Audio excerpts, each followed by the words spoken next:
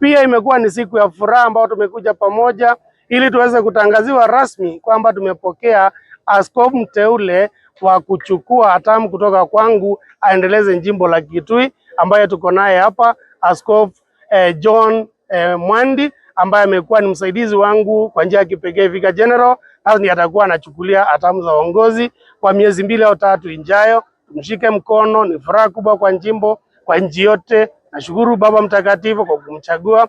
Nashukuru watu wa Kitui, tutembee kwa pamoja ili tuweze kumshika mkono, tujenge ili jimbo letu. Ndio mteule askofu wa jimbo la Kitui na ninaitwa John Mwandi.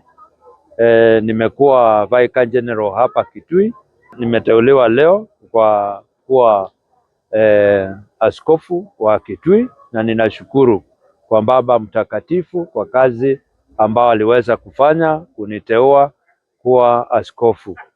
Ninataka kutoa shukurani kwa Mungu, pia kuona ninaweza na akanipatia hii wadhifa. Ninaahidi kwamba nitafanya kazi pamoja, hasa ile kazi tuliweza kuanzisha pamoja na Askofu Joseph Mongela. Tutashikilia hiyo kazi kuenda mbele na pia kuleta kazi zingine mpya ili kanisa ya Mungu iendelee na mbele.